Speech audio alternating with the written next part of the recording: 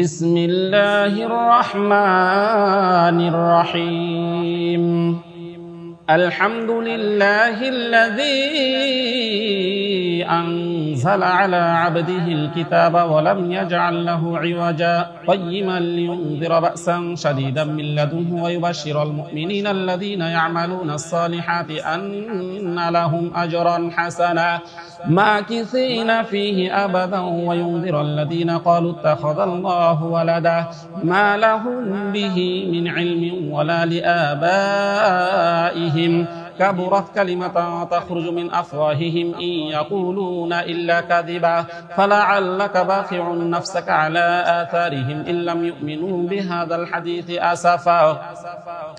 إنا جعلنا ما على الأرض زينة لها لنبلوهم أيهم أحسن عملا وإنا لجاعلون ما عليها صعيدا جرزا أم حسبت أن أصحاب الكهف والرقيم كانوا من آياتنا عجبا إذ أوى الفتية إلى الكهف فقالوا ربنا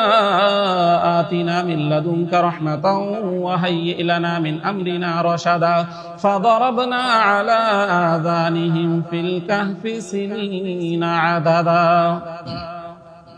ثم بعثناهم لنعلم أي الحزبين أحصى لما لبثوا أمدا نحن نقص عليك نباهم بالحق إنهم فتية آمنوا بربهم وزدناهم هدى وربطنا على قلوبهم إذ قاموا فقالوا ربنا رب السماوات والأرض لن ندعو من دونه إلها لقد قلنا إذا شططا هؤلاء قوم اتخذوا من دونه آلهة لولا يأتون عليهم بسلطان بين فمن أظلم ممن افترى على الله كذبا وإذ اعتزلتموهم وما يعبدون إلا الله فأووا إلى الكهف ينشر لكم ربكم من رحمته ويهيئ لكم من أمركم مرفقا وترى الشمس إذا طلعت تزاور عن كهفهم ذات اليمين وإذا غربت تقرضهم ذات الشمال وهم في فجوة منه ذلك من آيات الله من يهد الله فهو المهتد ومن يضلل فلن تجد له وليا مرشدا وتحسبهم أيقاظا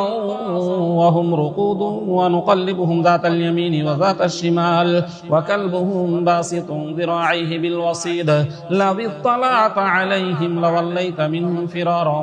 ولملئت منهم رعبا وكذلك بعثناهم ليتساءلوا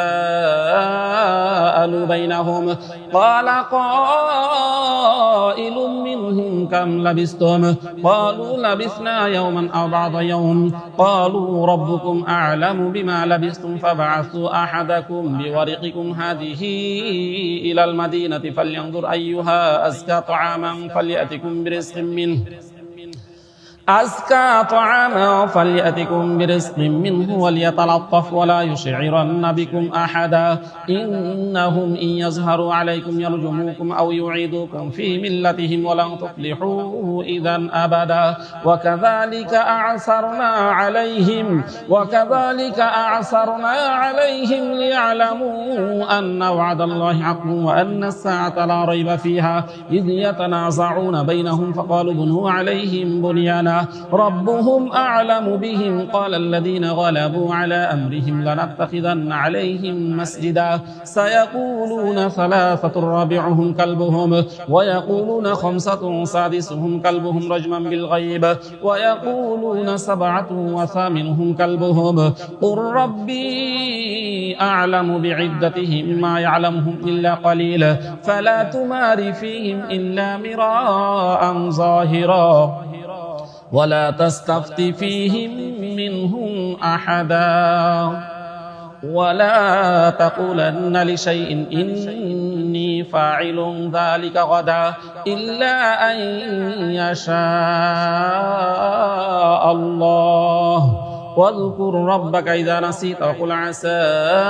أن يهديني ربي لأقرب من هذا رشدا ولبثوا في كهفهم 300 سنين وازدادوا 9 قل الله أعلم بما لبثوا له غيب السماوات والأرض أبصر به وأسمع ما لهم من دونه من ولي ولا يشرك في حكمه أحدا واتل ما أوحي إليك من كتاب ربك لا مبدل لكلماته ولن تجد من دونه ملتحدا واصبر نفسك مع الذين يدعون ربهم بالغداة والعشي يريدون وجهه ولا تعد عيناك عنهم تريد زينة الحياة الدنيا ولا تطع من أغفلنا قلبه عن ذكرنا واتبع هواه وكان أمره فرطا وقل الحق من ربكم فمن شاء فليؤمن ومن شاء فليكفر إنا أعتدنا للظالمين نارا أحاط بهم سرادقها وإن يستغيثوا يغاثوا بماء كالمهل يشوي الوجوه بئس الشراب وساءت مرتفقا إن الذين آمنوا وعملوا الصالحات إنا لا نضيع أجر من أحسن عملا أولئك لهم جنات عدن تجري من تحتهم الأنهار يحلون فيها من أساور من ذهب ويلبسون ثيابا خضرا من سندس واستبرق متكئين فيها على الأرائك نعم الثواب وحسنت مرتفقا واضرب لهم مثل الرجلين جعلنا لأحدهما جنتين من أعناب وحفظناهما بنخل وجعلنا بينهما زرعا كلتا الجنتين آتت أكلها ولم تظلم منه شيئا وفجرنا خلالهما نهرا وكان له ثمر فقال لصاحبه وهو يحاوره أنا أكثر منك مالا وأعز نفرا ودخل جنته وهو ظالم لنفسه قال ما أظن أن تبيد هذه أبدا وما أظن الساعة قائمة ولئن رددت إلى ربي لأجدن خيرا منها منقلبا قال له صاحبه وهو يحاوره أكفرت بالذي خلقك من تراب ثم من نطفة ثم سواك رجلا قال له صاحبه وهو يحاوره أكفرت بالذي خلقك من تراب ثم من نطفة ثم سواك رجلا لكن هو الله ربي ولا أشرك بربي أحدا ولولا إذ دخلت جنتك قلت ما شاء الله لا قوة إلا بالله إن ترني أنا أقل منك مالا وولدا فعسى ربي أن يؤتيني خيرا من جنتك ويرسل عليها حسبانا من السماء فتصبح صعيدا زلقا أو يصبح ماؤها غورا فلن تستطيع له طلبا وأحيط بثمره فأصبح يغلب كفيه على ما أنفق فيها وهي خاوية على عروشها ويقول يا ليتني لم أشرك بربي أحدا ولم تكن له فئة ينصرونه من دون الله وما كان منتصرا هنالك الولاية لله الحق هو خير ثوابا وخير عقبا واضرب لهم مثل الحياة الدنيا كماء إن أنزلناه من السماء فاختلط به نبات الأرض فأصبح هشيما تذروه الرياح وكان الله على كل شيء مقتدرا المال والبنون زينة الحياة الدنيا والباقيات الصالحات خير عند ربك ثوابا وخير أملا ويوم نسير الجبال وترى الأرض بارزة وحشرناهم فلم نغادر منهم أحدا وعرضوا على ربك صفا لقد جئتمونا كما خلقناكم أول مرة بل زعمتم أن لن نجعل لكم موعدا ووضع الكتاب فترى المجرمين مشفقين مما فيه يقولون يا ويلتنا ما لهذا الكتاب لا يغادر صغيرة ولا كبيرة إلا أحصاها ووجدوا ما عملوا حاضرا ولا يظلم ربك أحدا وإذ قلنا للملائكة اسجدوا لآدم فسجدوا إلا إبليس كان من الجن ففسق عن أمر ربه أفتتخذونه وذريته أولياء من دوني وهم لكم عدو بئس للظالمين بدلا ما أشهدتهم خلق السماوات والأرض ولا خلق أنفسهم وما كنت متخذ المضلين عضدا ويوم يقول نادوا شركائي الذين زعمتم فدعوهم فلم يستجيبوا لهم وجعلنا بينهم موبقا ورأى المجرمون النار فظنوا أنهم واقعوها ولم يجدوا عنها مصرفا ولقد صرفنا في هذا القرآن للناس من كل مثل وكان الإنسان أكثر شيء جدلا وما منع الناس أن يؤمنوا إذ جاءهم الهدى ويستغفروا ربهم إلا أن تأتيهم سنة الأولين أو يأتيهم العذاب قبلا وما نرسل المرسلين إلا مبشرين ومنذرين ويجادل الذين كفروا بالباطل ليدحضوا به الحق واتخذوا آياتي وما أنذروا هزوا ومن أظلم ممن ذكر بآيات ربه فأعرض عنها ونسي ما قدمت يداه إنا جعلنا على قلوبهم أكنة أن يفقهوه وفي آذانهم وقرا وإن تدعوهم إلى الهدى فلن يهتدوا إذا أبدا وربك الغفور ذو الرحمة لو يؤاخذهم بما كسبوا لعجل لهم العذاب بل لهم موعد لن يجدوا من دونه موئلا وتلك القرى أهلكناهم لما ظلموا وجعلنا لمهلكهم موعدا وإذ قال موسى لفتاه لا أبرح حتى أبلغ مجمع البحرين أو أمضي حقبا فلما بلغا مجمع بينهما نسيا حوتهما فاتخذ سبيله في البحر سربا فلما جاوزا قال لفتاه آتنا غداءنا لقد لقينا من سفرنا هذا نصبا قال أرأيت إذ أوينا إلى الصخرة فإني نسيت الحوت وما أنسانيه إلا الشيطان أن أذكره واتخذ سبيله في البحر عجبا قال ذلك ما كنا نبغي فارتدا على آثارهما قصصا فوجدا عبدا من عبادنا آتيناه رحمة من عندنا وعلمناه من لدنا علما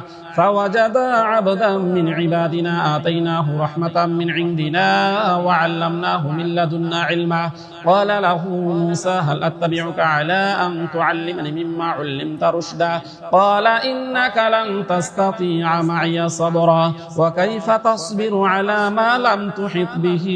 خبرا قال ستجدني إن شاء الله صابرا ولا أعصي لك أمرا قال فإن اتبعتني فلا تسألني عن شيء حتى أحدث لك منه ذكرا فانطلقا حتى إذا ركبا في السفينة خرقها قال أخرقتها لتغرق أهلها لقد جئت شيئا إمرا قال ألم أقل إنك لن تستطيع معي صبرا قال لا تؤاخذني بما نسيت ولا ترهقني من أمري عسرا فانطلقا حتى إذا لقيا غلاما فقتله قال أقتلت نفسا زكية بغير نفس لقد جئت شيئا نكرا قال ألم أقل لك إنك لن تستطيع معي صبرا قال إن سألتك عن شيء بعدها فلا تصاحبني قد بلغت من لدني عذرا فانطلقا حتى إذا أتيا أهل قرية استطعما أهلها فأبوا أن يضيفوهما فوجدا فيها جدارا يريد أن ينقض فأقامه قال لو شئت لاتخذت عليه أجرا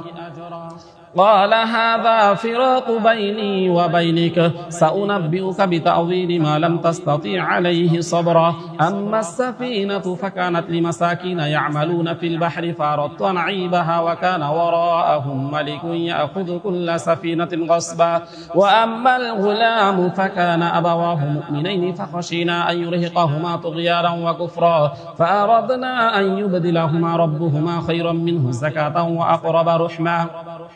وأما الجدار فكان لغلامين يتيمين في المدينة وكان تحته كنز لهما وكان أبوهما صالحا فأراد ربك أن يبلغا أشدهما ويستخرجا كنزهما رحمة من ربك وما فعلته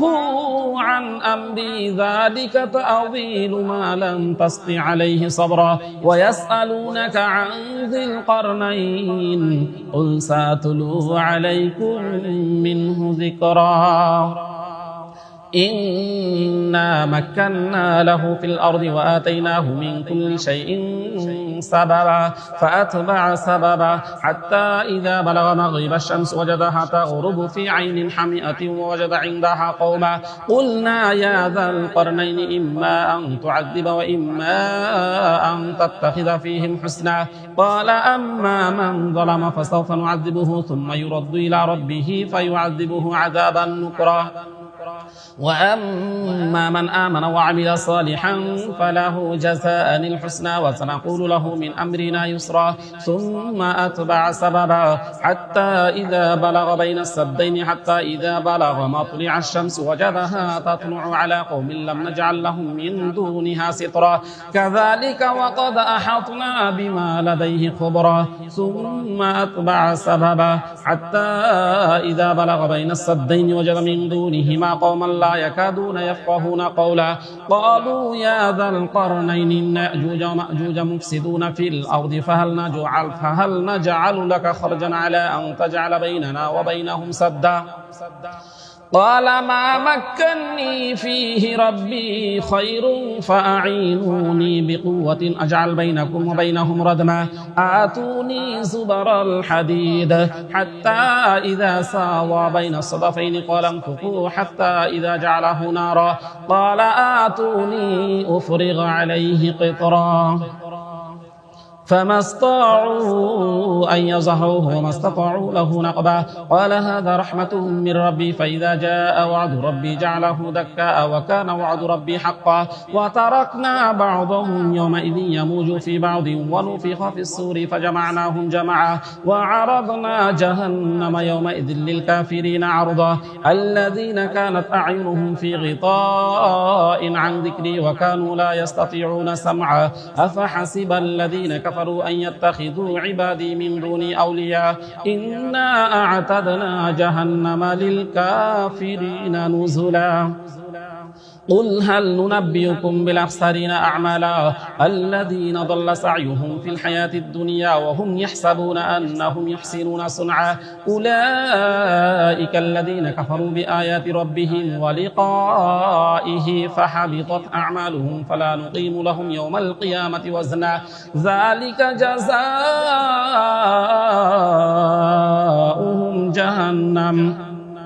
ذلك جزاؤهم جهنم بما كفروا واتخذوا آياتي ورسلي هزوا إن الذين آمنوا وعملوا الصالحات كانت لهم جنات الفردوس نزلا خالدين فيها لا يبغون عنها حولا قل لو كان البحر مدادا لكلمات ربي لنفد البحر قبل أن تنفد كلمات ربي ولو جئنا بمثله مددا قل إنما أنا بشر مثلكم يوحى إلي أنما إلهكم إله واحد فمن كان يرجو لقاء ربه فليعمل